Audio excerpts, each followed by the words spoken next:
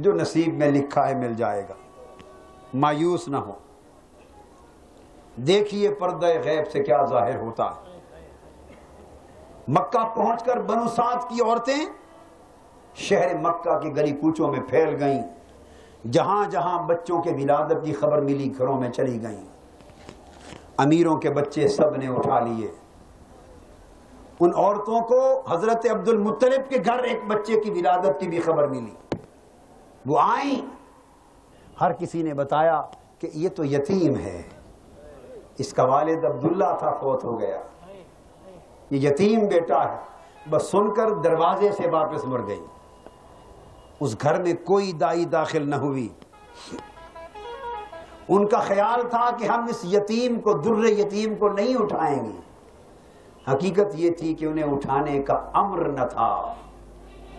حضرت عبد المطلب کو بشارت مل چکی تھی کہ حضرت آمنہ کے بیٹے محمد کو اٹھانے کے لیے ایک عورت حلیمہ نام کی تیار کی گئی ہے، وہ آئے گی، اسی کی گود کو محمد کی پرورش کے لیے منتخب کیا گیا ہے۔ حضرت عبد المطلب حضرت حلیمہ سعدیہ کی آمد کی انتظار میں کھڑے، ان کے کانوں میں یہ آواز سنائی دی گئی ہے، ان ابن آمنۃ الامین محمدا خیر الانام و خیرۃ الاخیار ما ان له غیر الحلیمۃ مرضعا نعم الامینۃ ہی علی الابرار مأمونۃ من کل عیب فاحش ونقیۃ الاثواب والاوزار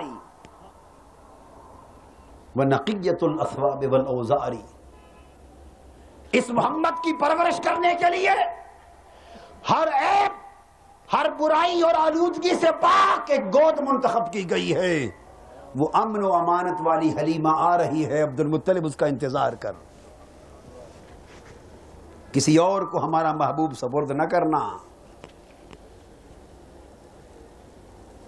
اتنی دیر میں بنو سعد کے قبیلے کی عورتیں امیروں کو، بچوں کو لے کر خوشی سے پھولی نہ سماتی تھی۔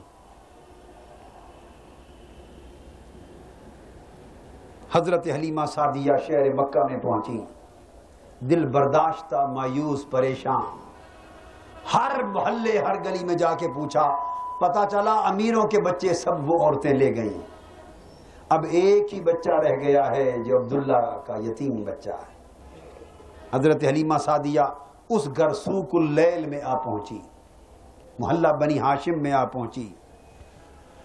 حضرت حلیمہ سعدیہ محلہ بنو ہاشم میں پہنچتی ہیں، وہ سوق اللیل میں پہنچتی ہیں۔ حضرت عبد المطلب دروازے پر کھڑے، ایسے لگتا ہے کہ کسی کا انتظار ہو رہا ہے۔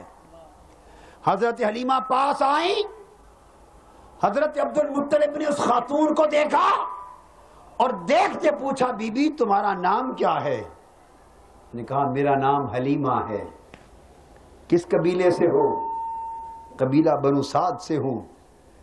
یہ سن کر حضرت عبد المطلب مسکرا دیے، فرمایا حلیمہ میں تیرے انتظار میں تھا، آ اپنی امانت لے لے۔ تیرا نام حلم اور سعادت دو بھلائیوں پر دلالت کرتا ہے۔ پوچھا حلیمہ کیا ایک یتیم بچے کی پرورش کرنا پسند کرو گی؟ مگر ہے قدرت کا شاہکار اور بے مثال بچہ۔ اس نے کہا میں اسی کو لینے آئی ہوں۔ فرمایا اندر جاؤ، ان برکتوں اور سعادتوں کو سمیٹ لو۔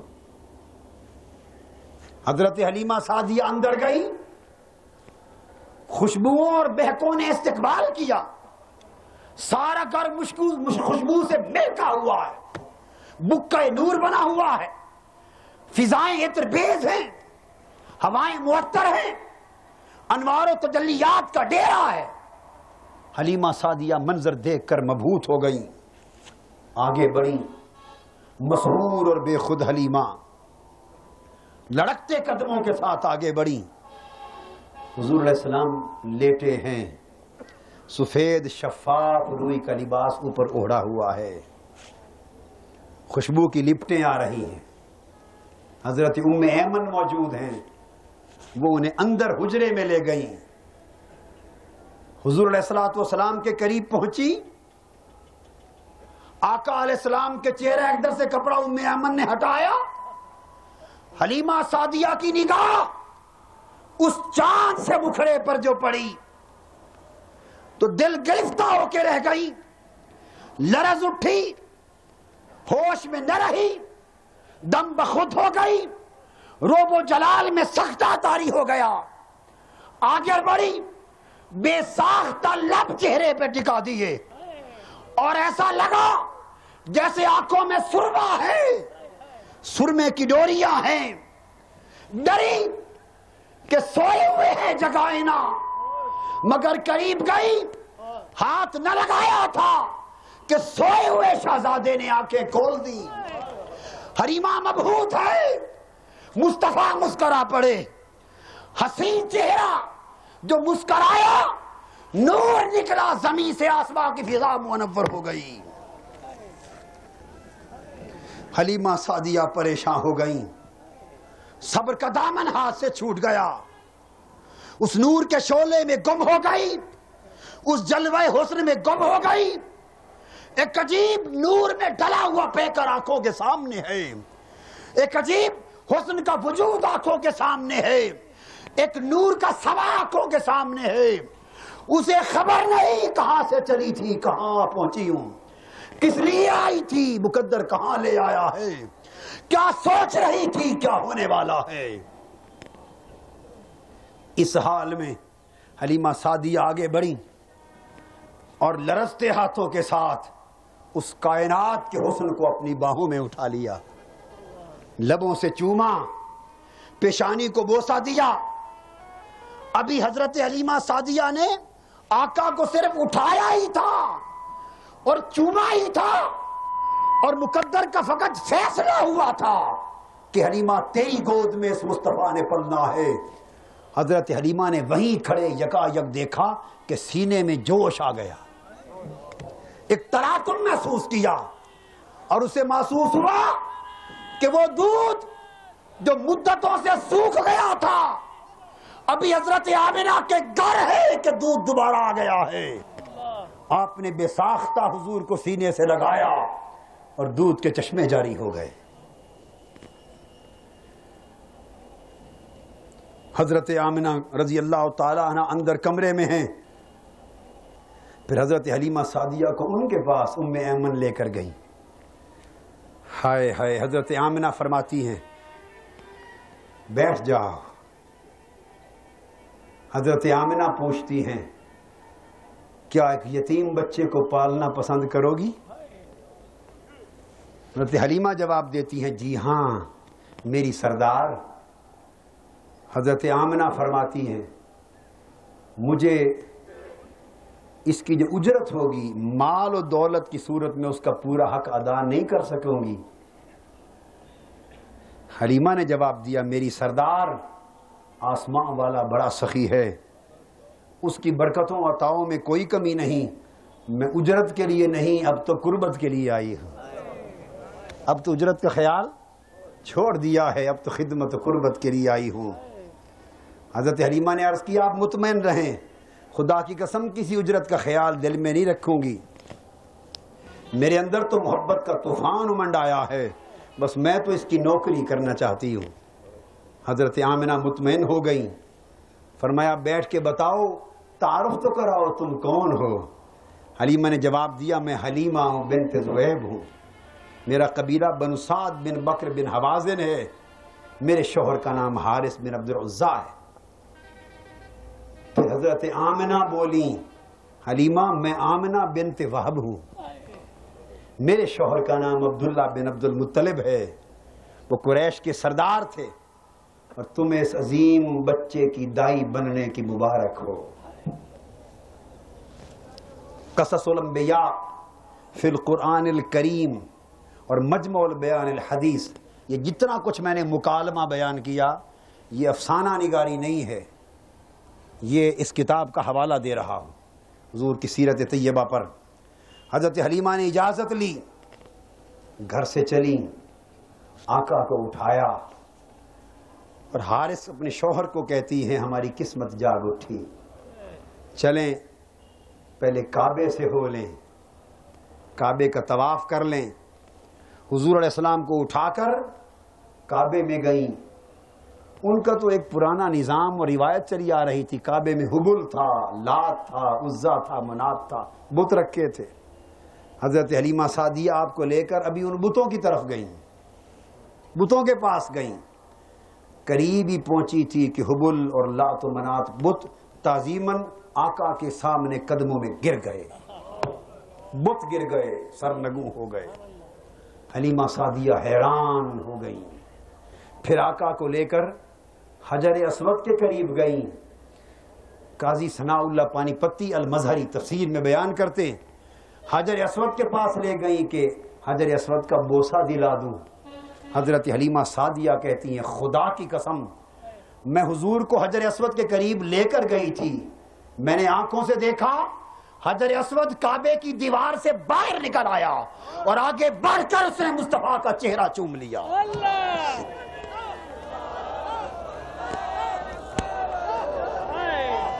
میرا خیال تھا کہ حجر اسود کو بوسہ دلاؤں گی، مگر دیکھا کہ حجر اسود تو مدتوں سے خود بوسے کا منتظر تھا، بےتاب تھا۔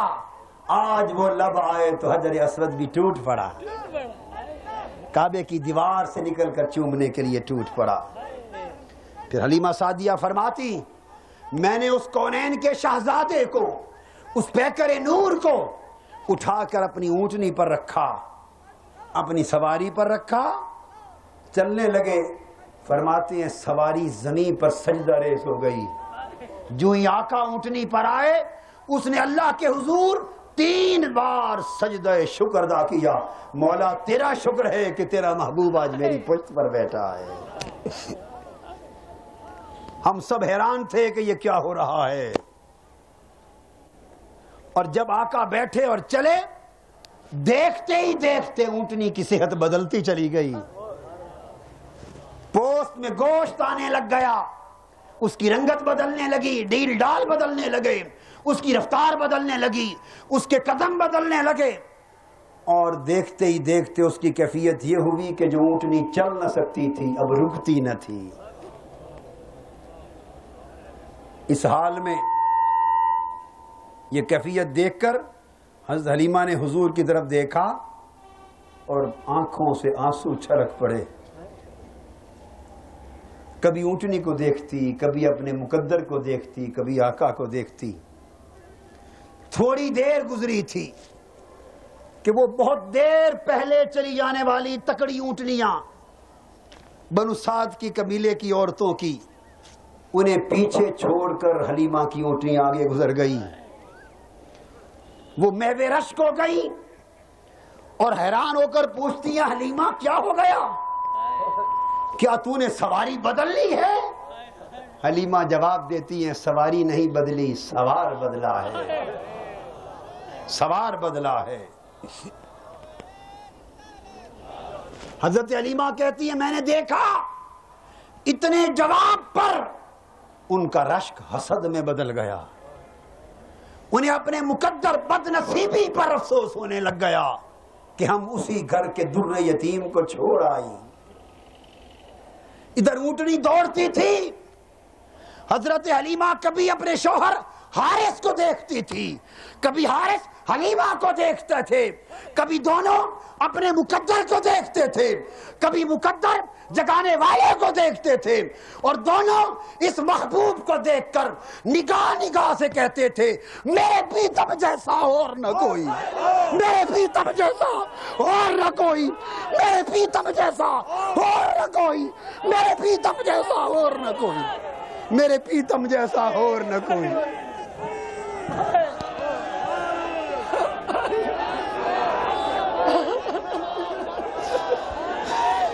میرے پیتم جیسا اور نہ کوئی، میرے پیتم جیسا، میرے پیتم جیسا، میرے پیتم جیسا، میرے پیتم جیسا، میرے موغل جیسا، میرے سانول جیسا، میرے موغل جیسا، میرے پیتم جیسا، میرے پیتم جیسا اور نہ کوئی۔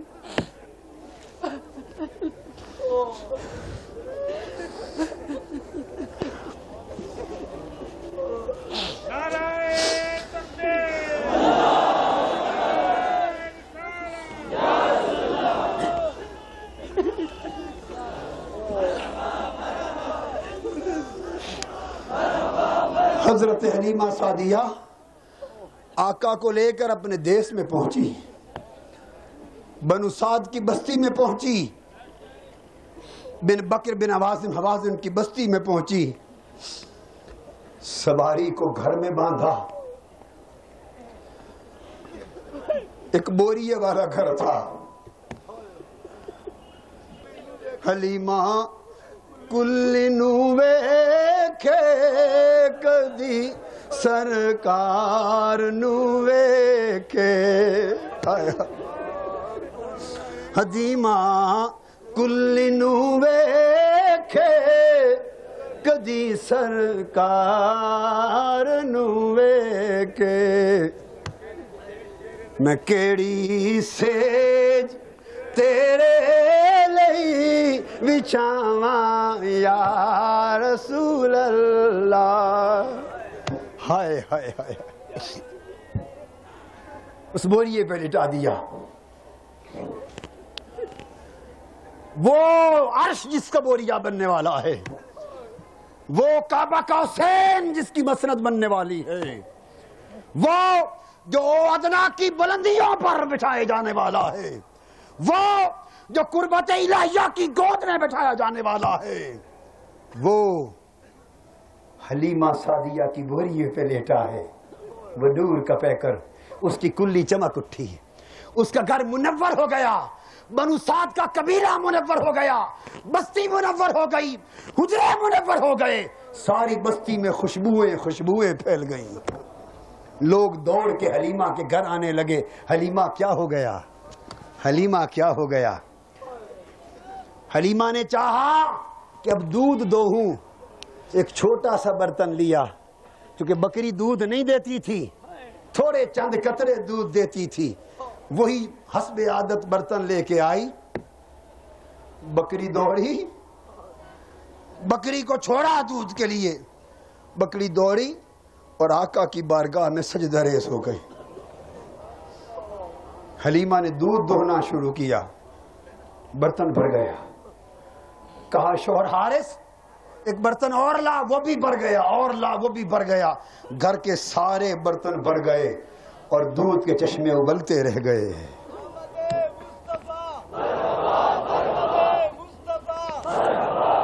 بنو سعد کے قبیلے میں برکتیں پھیل گئی۔ جس گھر میں بیمار ہوتا وہ اس بیمار کو لاتے، پنگوڑے میں لیٹے ہوئے محمد مصطفیٰ کے ہائے ہائے گلاب کی پنگڑیوں والے ہاتھ لگواتے، اس منموہن کے میٹھے میٹھے سونے سونے نرم و نازک ہاتھ لگاتے، ہاتھ پھیرتے شفا یابی ہو جاتی۔ وہ پورا محلہ، پوری بستی، پورا ملک شفا کدہ بن گیا، شفا خانہ بن گیا۔ 8 مہینے گزرے، 8 مہینے گزرے، حلیمہ نے سنا آقا زباں ہلا رہے ہیں، کان لگایا تو 8 ماہ میں فرما رہے تھے اللہ اکبر کبیرہ والحمدللہ کثیرہ وسبحان اللہ بکرۃ واصیلا۔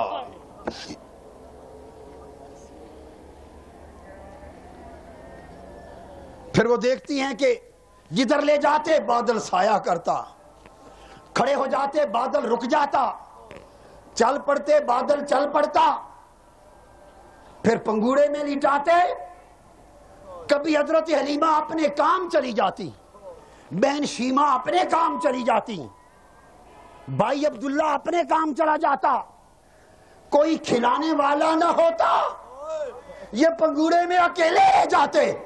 حضرت عباس فرماتے ہیں میرے پیارے، رب ذوالجلال کی عزت کی قسم، میں ایک مرتبہ بنو سعد میں تمہیں دیکھنے آیا تھا، پنگوڑے میں اکیلے لیٹے تھے، کوئی نہ تھا، جب تمہیں کھلانے والا کوئی نہ ہوتا، چاند کو حکم ہوتا ارے چاند جا میرے چاند کو کھلا، حضور انگلی ہلاتے، جدھر انگلی کا اشارہ ہوتا چاند ادھر چل چل پڑتا، رک جاتی انگلی چاند رک جاتا۔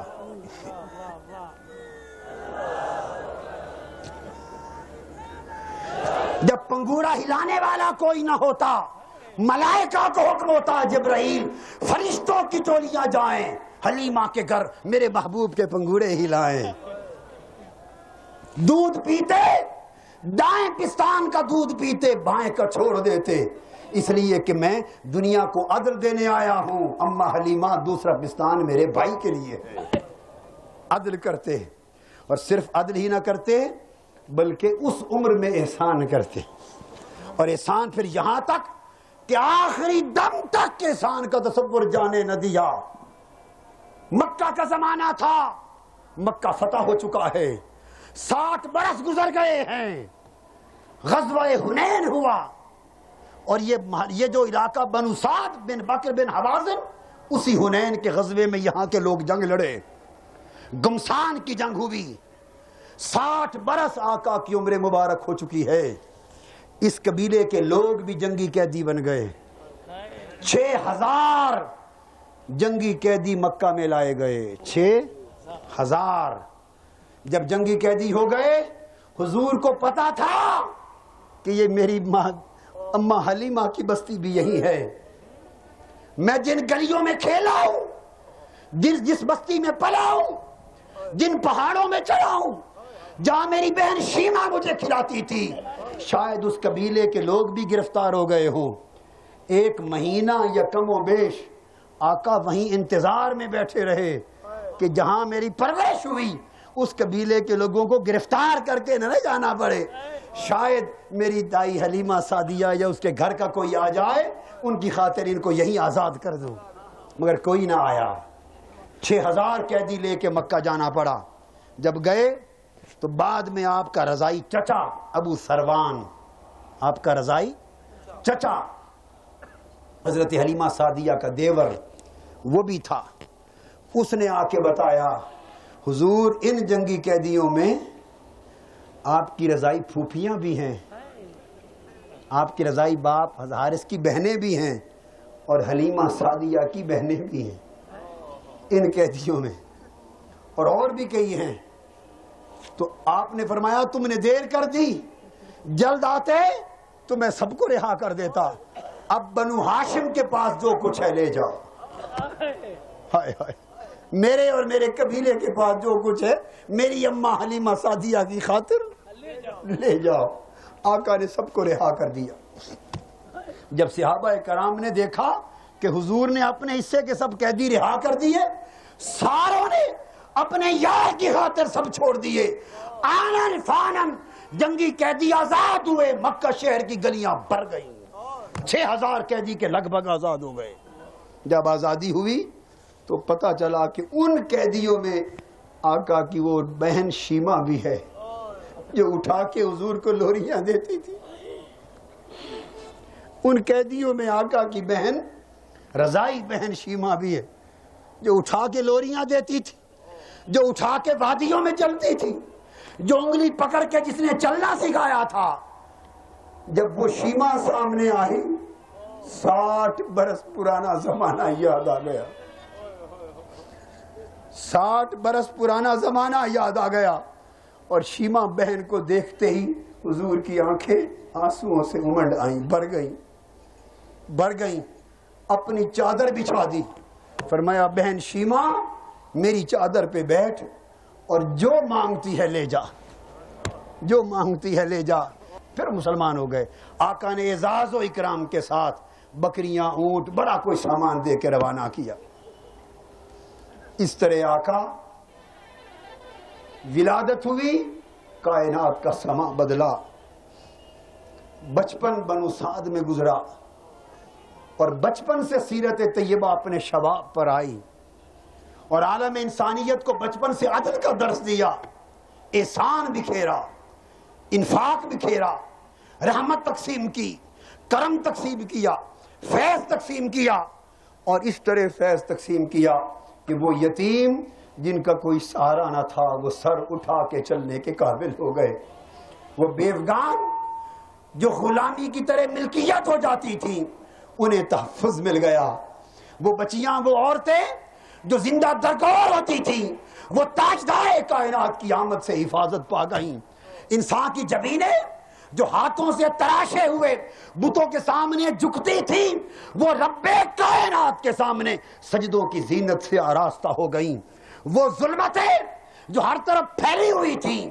وہ ہدایت گاہیں بن گئیں، اور وہ انسان جو خدا سے بے خبر تھا اسے اللہ کی معرفت نصیب ہو گئی، اور امت مسلمہ کو آقا کا وہ احسان ملا آج کی رات کہ جو چشم فلک نے وہ احسان انسانیت پر نہ کبھی پہلے ہوتا دیکھا تھا نہ قیامت تک کبھی ہوتا دیکھے گا۔ لوگوں، ساتھیوں، یہ وہ صبح 12 ربیع الاول کا سہانا وقت تھا۔ رات کے اندھیرے جا رہے تھے، دن کے اجالے آ رہے تھے۔ نہ رات تھی نہ دن تھا، رات رخت سفر باندھ چکی ہے، دن کی آمد اجالے کی آمد ہے۔